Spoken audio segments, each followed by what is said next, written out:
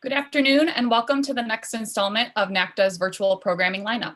I'm Dana Leroy, Communications Manager for NACDA, and we are glad to have you with us for this sponsored content session with Extreme Networks.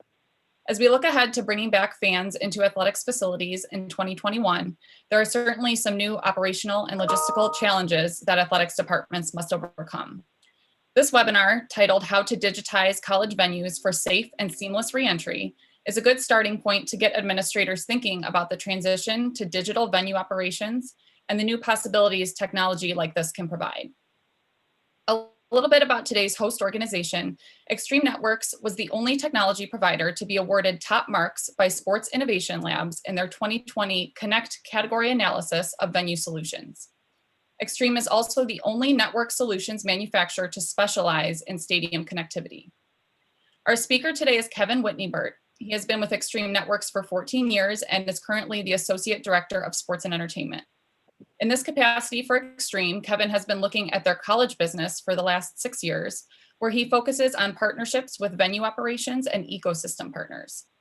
Before we officially begin, I would like to remind our live attendees to utilize the Q&A button at the bottom of your Zoom window and send in your questions throughout the session, as we will have allotted time at the end to answer them. And with that, Kevin, the floor is yours. Thank you so much, Dana. Happy New Year to everybody. It's glad to be kicking off the new year with you. It's great to be here. Thanks for participating. Since I'll be a one-man show today, we've inserted a couple of questions for you guys, and we'll try and keep this as interactive as we can in a large group like this, and try and move into the new year well. So I'm going to kick you off with one first question before we jump into the content for the day, just to get our feet underneath us. We may still have a few other folks joining us. And so question one is, was I the only one who made the obnoxious mistake of ruining our entire family Christmas dinner in our small pot of 4 by knocking a jar of a giant glass jar of M&Ms and shattering it into our Christmas dinner? I sure hope I'm the only one. If a holidays in a pot of 4 wasn't strange enough for us and our big family, then ordering Chinese at 4 o'clock after that was the last resort for having a nice meal was certainly it. Oh, we have somebody who's saving me. Thank you. That's great. That's great. Little bit of an icebreaker, or I guess a glass breaker. That's even a worse joke. Appreciate everybody participating there. So, as Dana said, Kevin Wittnebert. I've been with Extreme for 14 years. I've been looking after specifically venues in collegiate venues for the last 7 years. So all I do 50, 60 hours a week is work with stadium connectivity solutions and ecosystem partners to make sure that as you're trying to bring to life the next innovation in your building, that you have the right foundation laid underneath that. So with that, if I can advance, okay, guess we're doing this the hard way. I'm going to start with the same slide that I'm going to end with and give you guys a little bit of a preview of the journey that we'll take here in the next few minutes. I don't expect that we'll take a full hour here today. I'll try to be mindful of your time. But this is a bit about philosophy. As many institutions are looking to better engage their fans, we're finding more and more that have gone to, instead of taking the crawl, walk, run, have tried to, walk and run before crawling a little bit. And sometimes we focus on that first step of connections, right? So there's a lot of great talk about how do we make the app, how do we deliver digital tickets, how do we deliver mobile ordering, allow people to either have food delivered or have it ready when they get there, to reduce these points of friction, to reduce the points of congestion as we move into 2021. We specialize in making sure that all of those sessions are quick and seamless so that there are no operational physical bottlenecks as people are moving through those motions. And we've built an entire ecosystem to make sure that People get a high performance connection that you uniquely have the ability to monitor those people when you're in your venue, because Wi-Fi is a free and open mechanism, which gives you, once you know them, the platform to engage with them, activate them, and monetize them. And if we're doing it right, that's a continuous journey, right? So I'll try to pull together those pieces for you today with a focus on the foundational element of the connections that will make all of this possible for you. A few minutes of just background here. Extreme Networks, at a high level, we're, as Dana said, one of the very few companies to have invested purposefully, of our size anyway, purposely invested into sports and entertainment. We're a billion-dollar company with actually now approaching about 3,000 employees. And we're 100% insourced from a tech support perspective. So while many creators of technology like ourselves are pushing to systems integrators or consultants to really do this, we believe that as the creators of the technology, we're in the best position to be very focused on specific verticals. Some of the other verticals we have are hospitals and schools, manufacturing, transportation, logistics, and retail. But my team is focused entirely on optimizing venues through connectivity solutions like this. A couple of quick anecdotes. Our two main competitors, Cisco and HP, not to knock against them, but to just pat ourselves on the back for a moment, 89% satisfaction ratio. So not only are they satisfied, but so satisfied that they would recommend us to a friend. And again, benchmarking that against our competitors. They say in networking and especially in stadium solutions, we're doing a good job if we don't get noticed. And so we've stayed invisible well enough to have that high marks for rating for our in-source support. As Dana mentioned, and this is kind of a two-part conversation here. For anybody who's on the phone, the Sports and Innovation Lab will be a relevant information provider for you guys. They're a group of very seasoned industry analysts who have recently refocused and created an organization to specifically look at technology in sports and evaluate categories of technologies in sports. So as you're looking at people for connectivity, or as you're looking at people for a mobile application, a CRM solution, so on down the line, I strongly recommend taking a moment to review the content from the Sports and Innovation Lab. They're a bunch of really brilliant people. And we are certainly proud to have, this is not a sponsorship relationship whatsoever, but at the end of their analysis of the providers in our space, people who are trying to move the digital connectivity of a venue forward, they did rate us top marks. So a couple of third-party validations before we get started here to review. A bit about our business in sports. Back in 2012, we have a large facility in Salem, New Hampshire. And in 2012, we had a conversation with the New England Patriots as the NFL was evaluating how are they going to handle connectivity in their venues for that season. And the NFL that season ended up deploying 5 different venues with connectivity, early stages.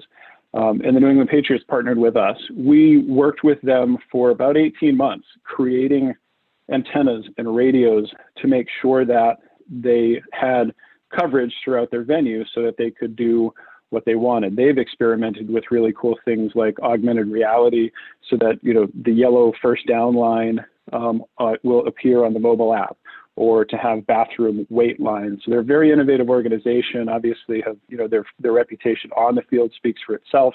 And we've used that research to propel us now into 4 different generations of technology that have grown our business with this very purposeful approach for sports and entertainment. As we sit here today, official provider Wi-Fi solutions for the NFL, official provider of Wi-Fi analytics, which is important for our conversation today, and have provided pervasive connectivity for the last 2 Super Bowls, 2 of the recent Super Bowls, and we're doing Tampa again this year, although it's going to be a lighter year for attendance there. Tampa has, I'll come back to Tampa with some commentary on how they've evolved their digital ticketing efforts there and some of the lessons learned that I think some of you could benefit from as well. Okay, so last piece on Extreme in our team, again, in-sourced resources. So the people on my team who are, working across the country in venues of all sizes, Division 1, 2, and 3, professional level, to identify how do we build equipment so that we can hide it? How do we work with partners so that as they're looking to do concessions, mobile concessions, for example, that we have, a specific design for that. There we go. And ensuring that those are 100%. So we are getting customer information to build that. My team is building it, and then we're continuing to support it. And in some cases, some customers even have us run the solutions for them as an extension of their staff. And we're the only manufacturer to do that. So I know it's always nice to look at the big names out there, but the reality of it is that that's 10% of our target market or 30% of our target market maybe. I love this slide, one, because it's a lot of hard work, blood, sweat, and tears into this, but also because it spans the gamut. We've got the University of Florida with 90,000 seats, and we've got West Texas A&M University with 9,000 seats. We've got Mount Union College with 9,000. Actually, I think that's 6,000 or 7,000 that we've provided, these connectivity solutions for, which is the foundation layer to make sure that when they invest in the mobile app and the digital ticketing, that's all working for them. And I think some of the NTSU folks are actually on the line today, if I read the registration correctly. So one little commercial here for you. I've got a quick video to show. And then we'll jump into the other content. I'm going to share with you, we've got a dedicated page for our sports and entertainment content filled with references, digital ticketing information and such. And so Ben Hill Griffin Stadium was originally opened in 1930. It seats 90,000 fans, and that puts it in the top 10 largest stadiums in the United States. The sheer volume of the people and devices in that space is a very unique challenge. At the University of Florida, we talk about creating a championship experience in everything we do, and it starts with our student athletes, but it extends to Gator Nation and our wonderful fans. The reason why Wi-Fi is important for us is because it's important for our fans. And I think at the very basic level, not having Wi-Fi in our stadium takes something away from our fans that have a normal daily life. So I think the first step in a project like this is ensuring high quality performance that is also secure for fans throughout 100% of the building. Having connectivity for people when they have their phones with them at a sporting event is as important as having electricity and having running water and all those other things that are just givens that you're going to provide when people come to your events. We ultimately chose Extreme to do this project. They hit it on the head with what we were looking for. They didn't try to fit a solution that works at other places and make us try to meet that. They met what would fit with us.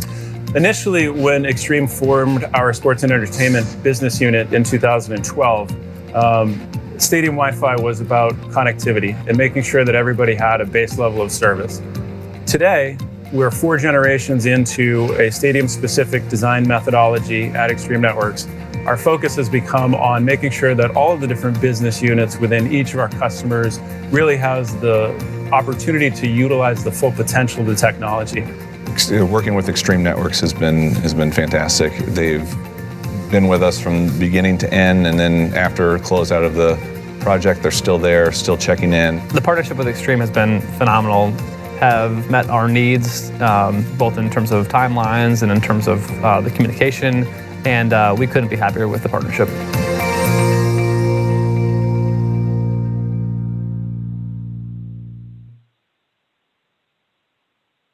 I always find it a little strange to see yourself on video.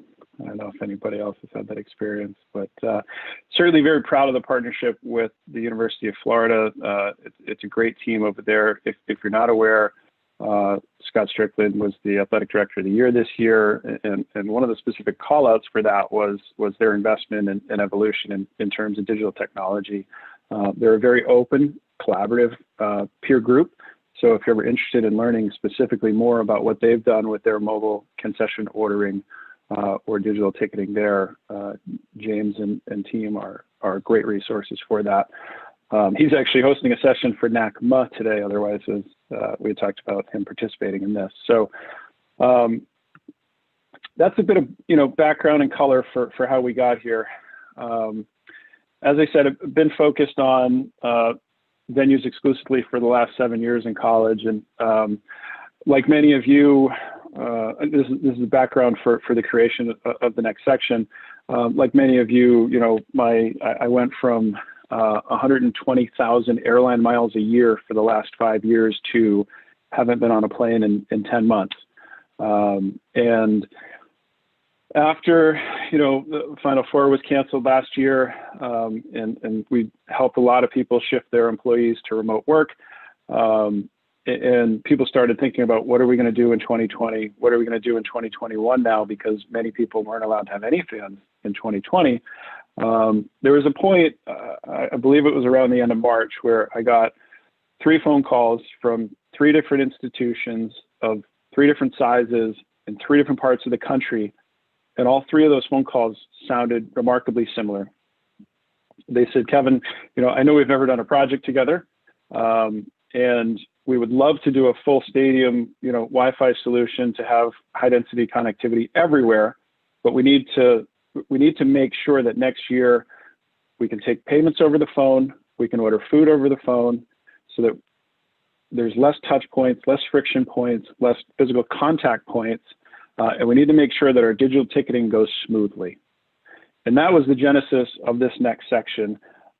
While it's great to think about, digitizing your entire venue, getting ready for 2021 in a safe manner that people feel confident coming back to your venue is really going to be contingent on making sure that some of those workflows are operationally efficient.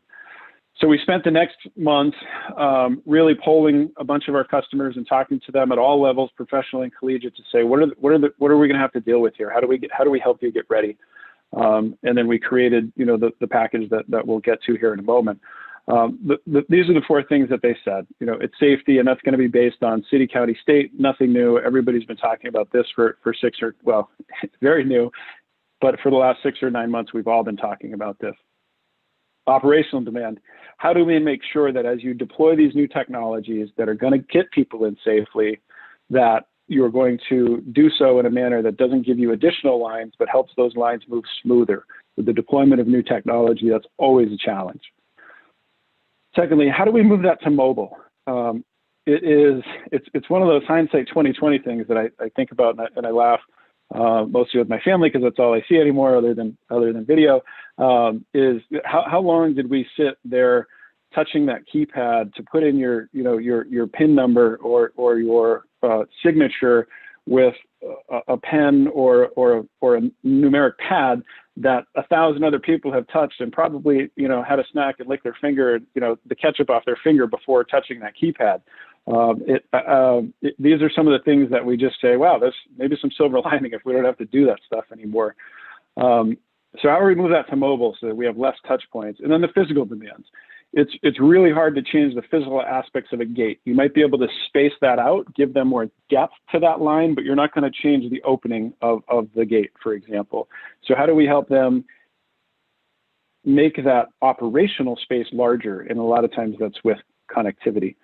How do we solve those things? Well, we needed to look at it from really 3 different perspectives. Again, safety we talked about, operational efficiency, expanding those zones, and making sure that they can take tickets from a larger area, even if the opening is the same size, that they can space out the queue line from a concession perspective and give people a distinct waiting area, for example, that's not going to be intrusive to the rest of the venue. And then all of this eventually falls back on IT, right? And sometimes that's a provider like myself, sometimes that's in-house, or sometimes that is that's your campus IT department as well. going to pause to just peek at one question.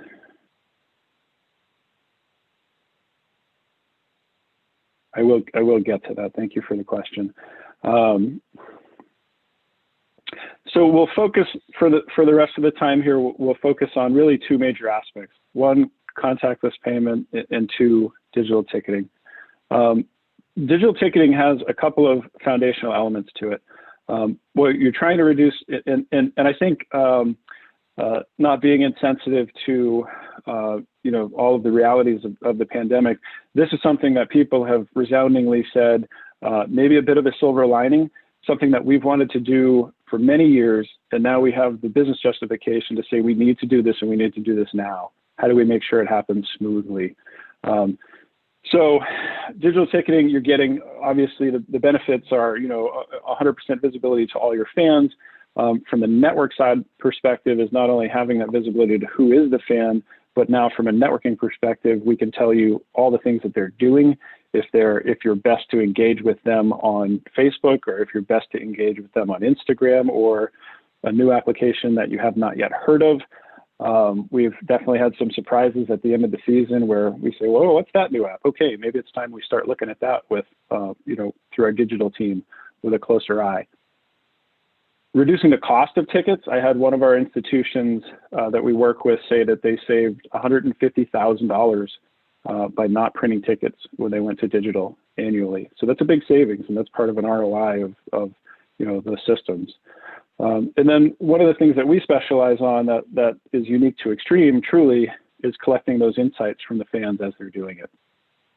On the contactless payment side, similar, really making sure that those queue lines are moving, telling you, for example, what the dwell time is for a specific queue line, as in I've seen this device has been in this same space, which is a hot dog stand, for the last 20 minutes. Well, maybe you need to open a new queue line to help that space move faster. As you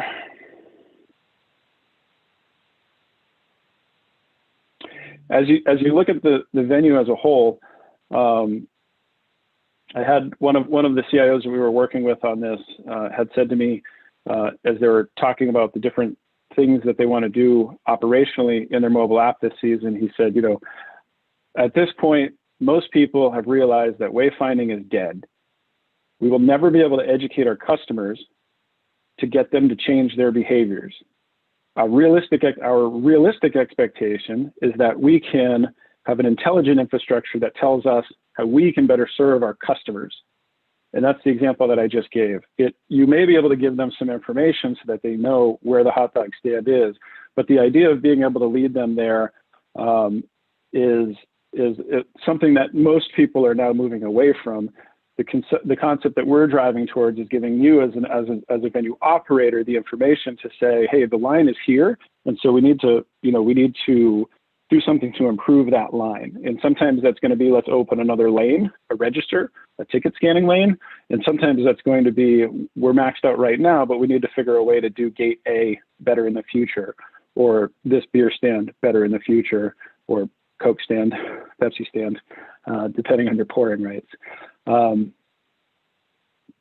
interesting thing as you look at this, again, the physicality of this is that these are areas that some people probably have. I think I had sorry.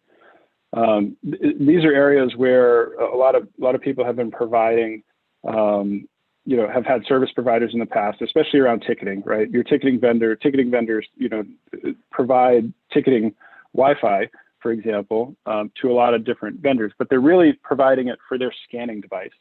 And this is an important differentiator to know for planning purposes, whether you partner with us or anyone else. Most ticketing vendors at this point in time have an updating QR code. So what that means is you're going to send them, just speaking on digital ticketing here for a moment, you're going to send them a thing that says you need to download your ticket before you leave your house. Half the people are going to do it, maybe, if you're lucky, the first time, right? They're going to get there into that line, and they're going to try and update that code. Well, not only do they have to update that code, But as digital ticketing has continued to evolve on the ticketing provider side, they've also gotten smarter because it's really easy. The downside is you can take a screenshot of that QR code, and then you can, like Kevin can walk in with the same ticket as Dana because we had a QR code. So what the ticketing vendors are doing is getting smarter at preventing that. So the providers have refreshing barcodes now. So even if you have downloaded your ticket before you left your house and followed the instructions, which most people will find to be rare in the first go around with digital ticketing. There we go. Sorry, had to move a menu. Then they still need to be able to update that barcode in real time in order to not get a "please step aside, sir," when they get to the front of the line to let somebody else pass, because that ticket is not going to be updated. Therefore, it's going to appear as an outdated ticket. And that's a very important thing to realize, because if you don't have, again, good connectivity at that gate, then it's a really legitimate thing that there will be points of congestion, because that code needs to be able to refresh in order to be considered a valid ticket. On the concession side of things, leaving that for a moment, and it's easy to think concessions are hot dogs. We're really talking about concessions and merchandising, right? If somebody's placing an order and by the time they get to the front of the line for pickup, the order hasn't actually transmitted yet, they're going to be pretty upset. The other example that we've seen, real example, is we tried to do mobile messaging to the app so that when people were near our pro shop, they were getting a coupon that said, "Hey, you're standing in front of the Pro Tub. What do you know? I've got a 25% off ticket or T-shirts or hats. You pick the promotion." That's messaged through the ticketing app to say, "Here's a promotion." Real example is they were in front of the concession stand, but their connectivity was slow. So the app sent them a message that said, "Have a discount on this T-shirt." And they were 200 yards down the aisle to the other side of the stadium where their seat was. And then they got a message that said 25% off. And the fan said, "Are you kidding me? I was just in front of the stand. I wish I'd gotten that when I was in front of the pro shop." These are real examples that we're working with customers on to make sure that they're getting that information in real time. All of these new investments require real-time connectivity.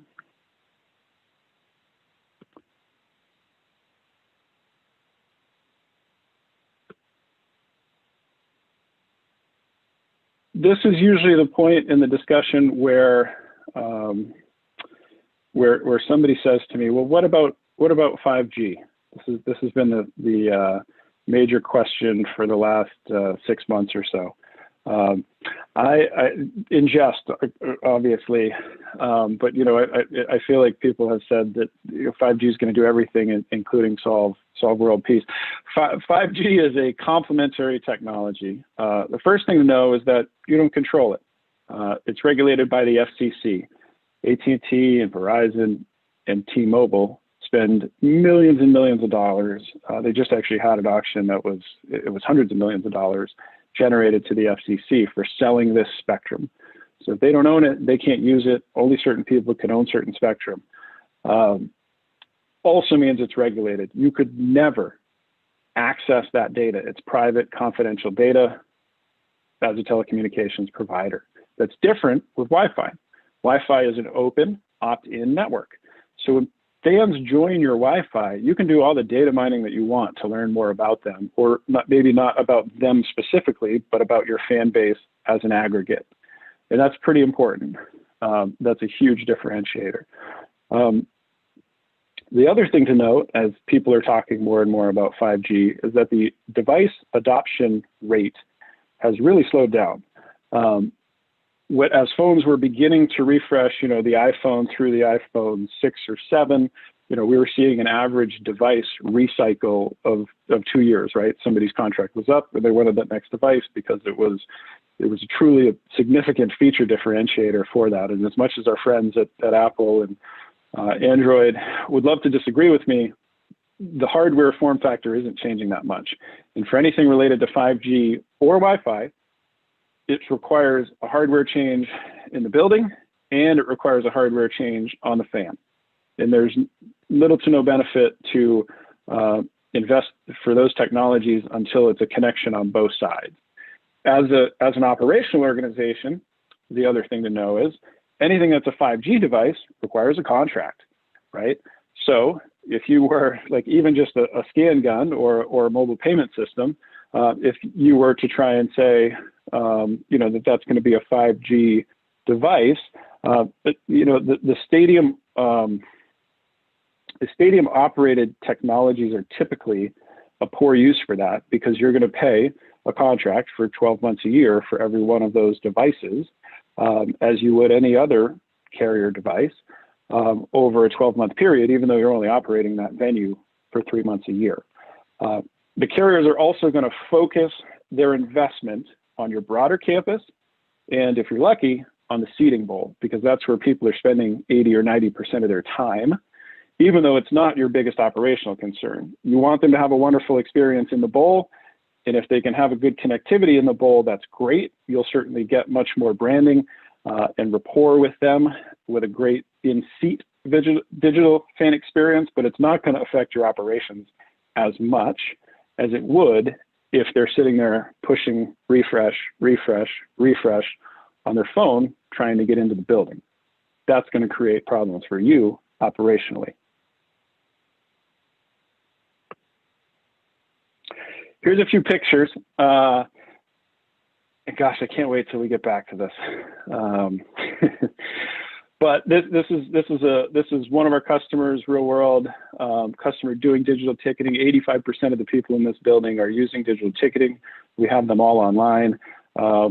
And again, just to put a real face to it, you picture somebody who's next in line in that ticketing queue, and all those sea of people behind them, and they're going, I got to refresh. It is going to be a big operational issue if there's not focused coverage out there to get that digital ticket to give you the 360-degree view of your fan. Another real-world example here, you can see a bit more organization in the student gate, which takes digital tickets, by the way. And if you look at these ticket booths, you can see that there is a small device on the top of those, which is it's a Wi-Fi antenna shining out to give ubiquitous coverage to those fans, so that by the time they get to that actual ticketing booth, they have an updated QR code, scan, and go. Again, these are worst case scenarios. Hopefully it gives you a high level of confidence on our competence, but we understand that we're scaling to all sizes for this particular endeavor. Another compounding factor, data usage is growing exponentially. As we add digital tickets, as we add mobile payment, as everything goes towards video, this is real data from the last 7 Super Bowls, where our analytics technology was running, tracking the total data in the Super Bowl. We actually provided the equipment for Miami last year as well, and so that's there too.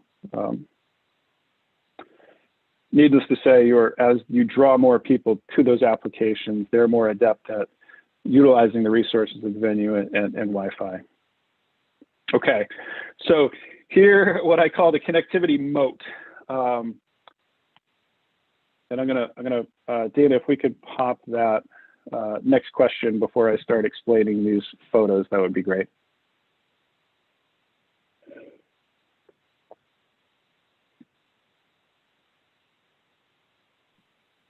Dana, could we jump to the next poll, please? Which one are you looking for? The high density one? The digital, yes, actually, sorry. Yes, the high density one. I might have missed my second one accidentally. Yeah, shoot, sorry.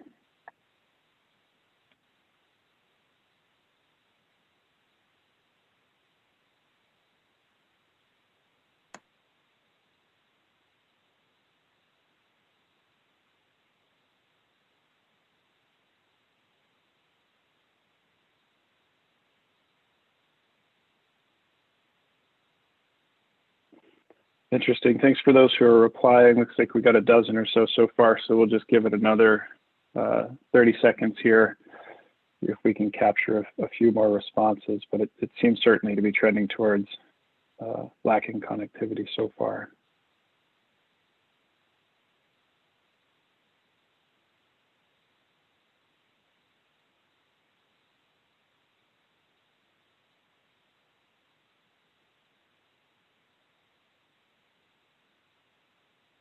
Okay, great. We can close that at the minute mark. Thanks for replying and for allowing me to have a sip of water. That's good. It's not surprising, and it's consistent with where we're seeing the industry as well. These are, again, looking at both spectrums, small venue and large venue. To the right, you see West Texas A&M University, brand new stadium, went live, I think 2 seasons ago now. And on the left, you see one that is familiar to many, the Los Angeles Memorial Coliseum. We provided connectivity to both these venues. LAMC looks a heck of a lot different now if you haven't seen it. Wonderful renovation there, hundreds of millions of dollars spent to bring that venue into the latest and greatest of technology and luxury seating. That was when it had a giant hole in it, as you can see. In both instances, though, it's a great comparison for the point that we're trying to make here, whether you're talking about concessions or whether you're talking about digital ticketing. And that is that any effort that's being put into Wi-Fi or DAS to support your digital ticketing is not generally to support your digital ticketing. It's to support what they're doing for 90% of their time there, which is going to be in the seating bowl. And in the large venue case, whether that's a metropolitan area and you're talking about just, the DAS that they have throughout the city, or whether you have an on-campus venue and you have lots of great connectivity for the educational buildings that are used, 200 days a year or 365 days a year. Those are purposeful connections. And then the other purposeful connection or digitizing of your venue is for the seating bowl, where they're spending all their time. I call it the moat that surrounds those, right? And those are where you're going to have the highest congestion of people with the biggest operational effect on you. And as you can see in both cases, there's nothing around them. These are challenging areas to do because you don't even have a building in many cases where you can put technology to support those. So it requires very careful design considerations when you have those mobs of people that I showed you guys in the earlier picture.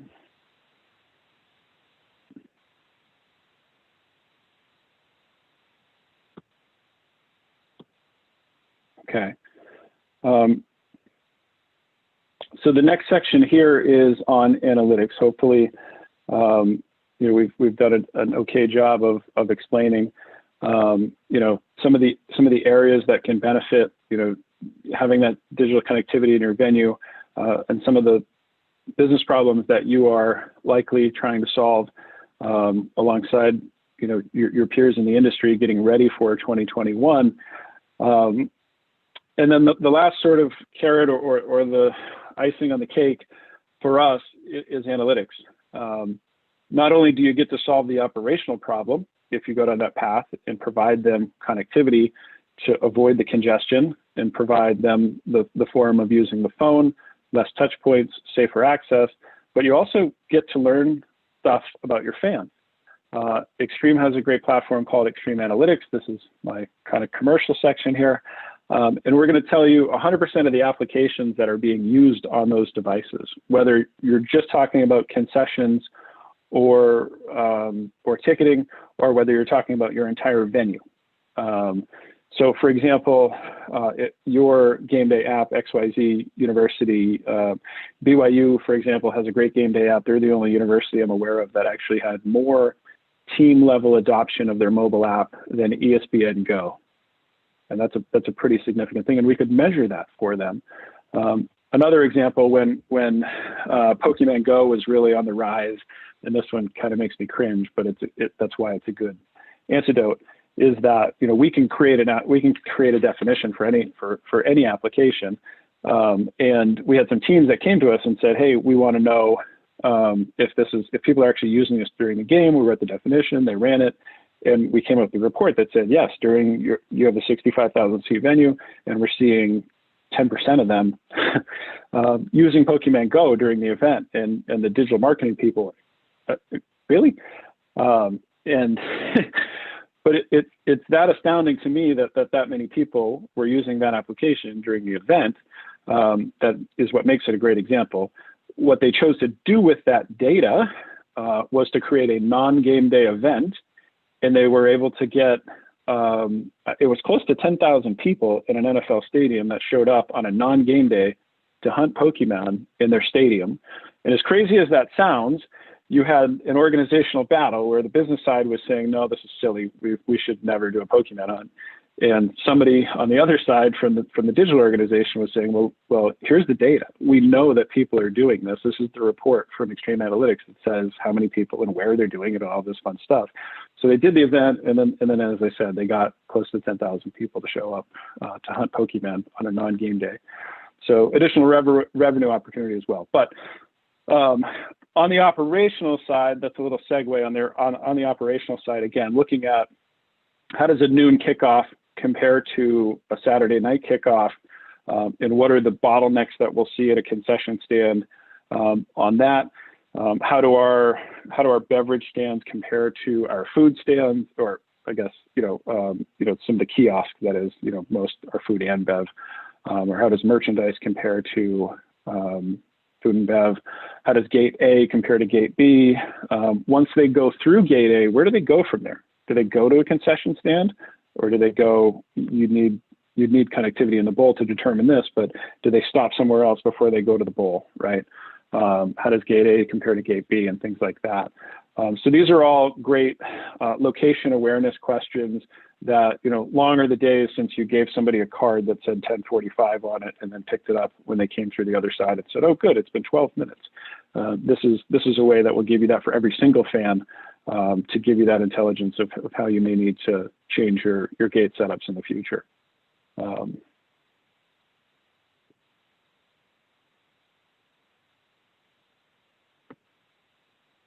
Before we switch to coming full circle, so before I go back through this one, Dana, if we could do question 4, that would be wonderful.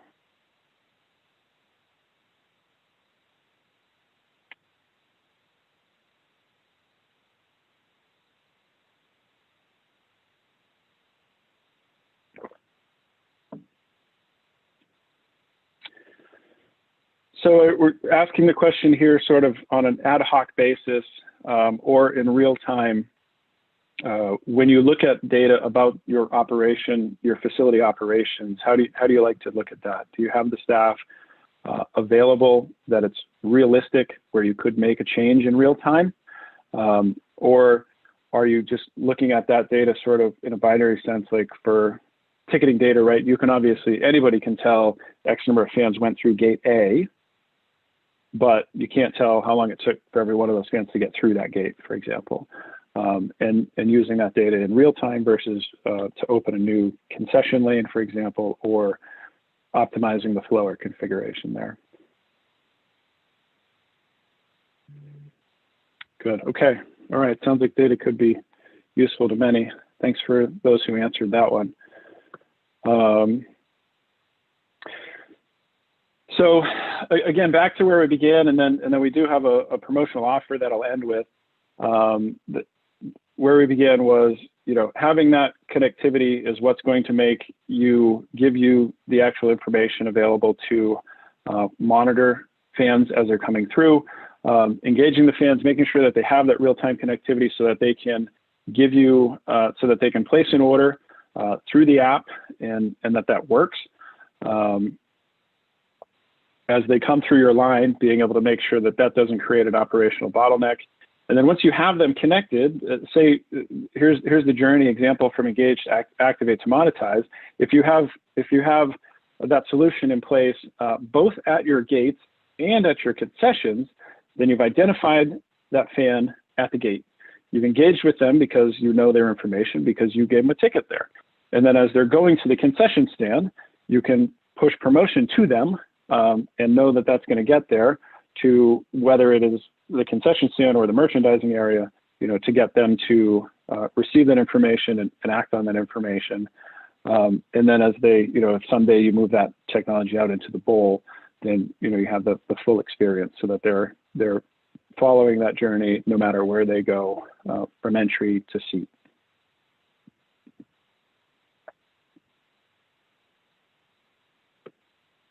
Okay, a quick look at what this actually looks like. So this is one of our venues. Most people those who answered the question that they have Wi-Fi, but it's provided by campus or by the ticketing vendor. That's going to be your AP on the left. So the two things that you see in the upper picture, actually, I guess my lower pictures are flip-flopped, but the upper left-hand corner, you see a small access point. That's going to be what keeps Ticketmaster, Pacquiao, and scanners online. Directional coverage facing, and many people have that but they're 1 for 5 or so scanners. And I'll tell you that the people who were doing 25% digital tickets 2 years ago, who went to 100% digital tickets, are making those strides, are tripling and quadrupling the amount of capacity that they have at the gate. That is the AP on the left, which is designed to shine a signal directly out into your queue lines to make sure that they're downloading and they're staying within that 90-second window to keep a current QR code. If any of this piece interests you, here's the one sales slide, is that we have created a promotion here to give you guys essentially the way that Wi-Fi works is these antennas shine the signal in the right direction. And you have this brain appliance, the picture on the left, that does all the intelligence of tuning the radio frequency and allowing people to join the network.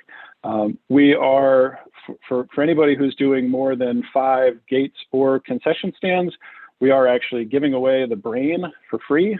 And that's, generally speaking, so that's a $60,000 list price item that, frankly, we're hoping that we do a good job for you in the gates and in the concessions areas. And then you say, wow, that was wonderful. We'd love to do the rest of the building with you guys. And so we're forward investing in potential partnerships here with this promotion.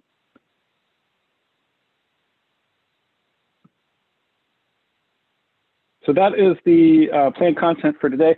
I know we missed one question. If Dana, we don't mind closing with that one question, and then while you pose that question, I'll go back to the Q&A and see what we might have missed here. We're doing question 2 last. Thank you so much. Looks like we still got 45 people.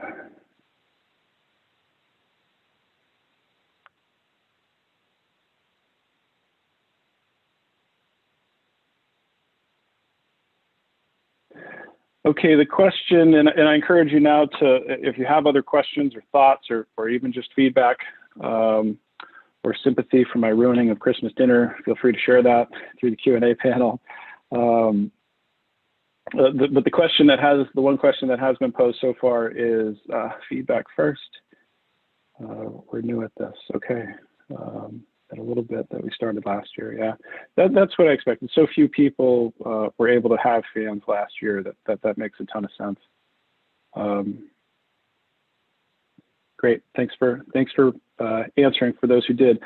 So for the folks who are left, in terms of the question here that was submitted is, in terms of fan feedback, what have they said that has been the biggest improvement or feature of having more robust Wi-Fi network?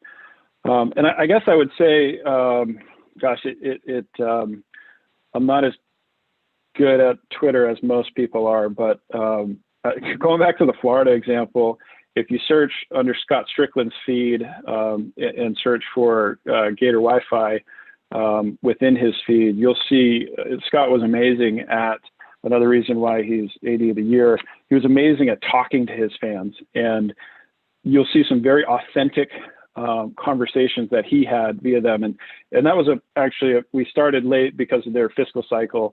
And so sort of different sections of the stadium came online as the year progressed. And so there's a few things in there that said, hey, when are we getting section 32 online, or, somebody who might have had a complaint because their section wasn't online yet. But in large part, you're going to see things like, this is better than my dorm. How can we do more? So just from the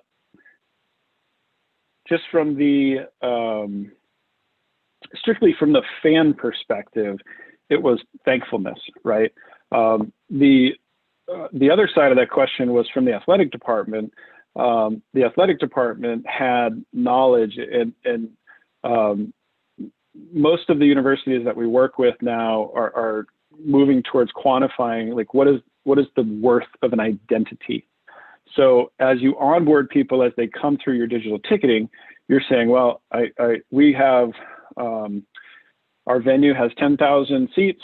If we're selling out all 10,000 seats, and I'm just using round generic math here, whether it's 10,000 or 50,000, we expect that 50 to 60% of your fans will join the network because they're so used to it, from either because they need to, because you're in a rural area with a lot of people and you don't have the backhaul to download on Sprint, and so they have to find, or AT&T or Verizon, so they have to find Wi-Fi to download that ticket.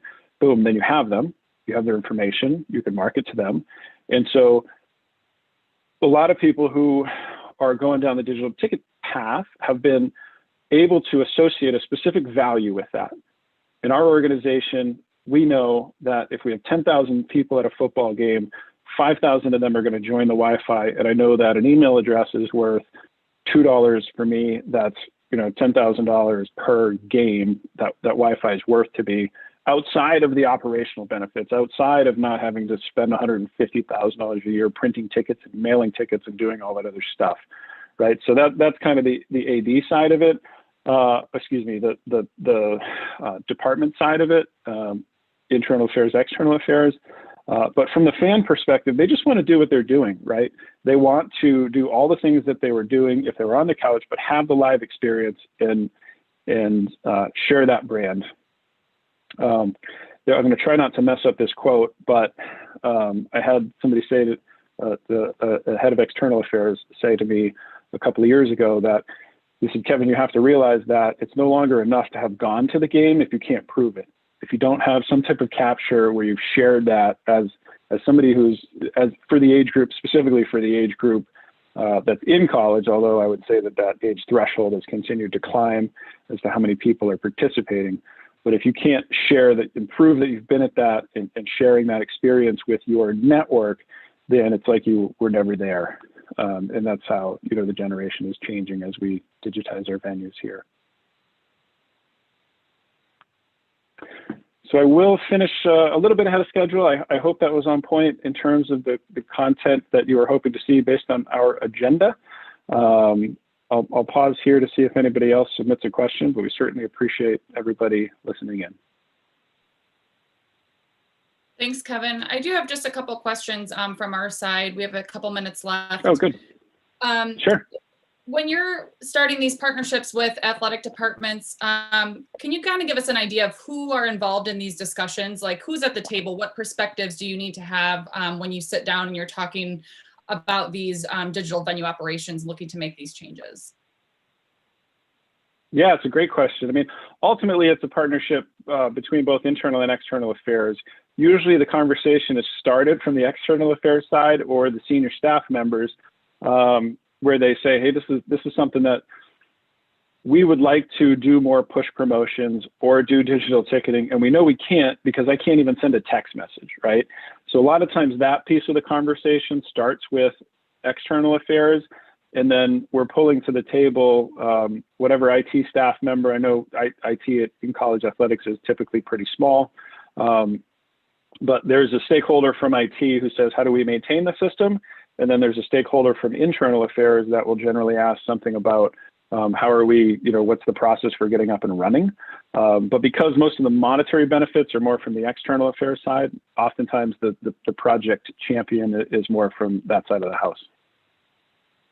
Have you worked on projects or with facilities that are shared by multiple organizations, whether it's like a pro facility sharing with a college or something like that? And how do those relationships change if you've done that before?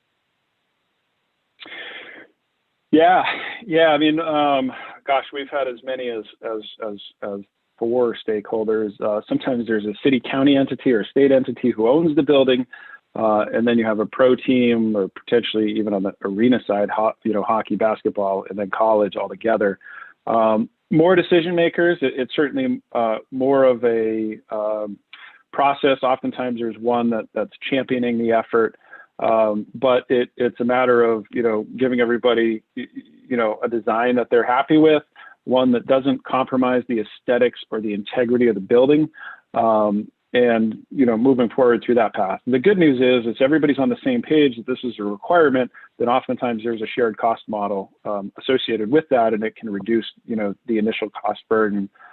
If there's, whether it's led by the educational institution or by the municipal institution, if it is a municipal building, I would just say also that there's a lot of educational contracts available for this stuff that are like pre-approved from the purchasing department, so that it doesn't have to be a 2-year RFP process or something crazy like that.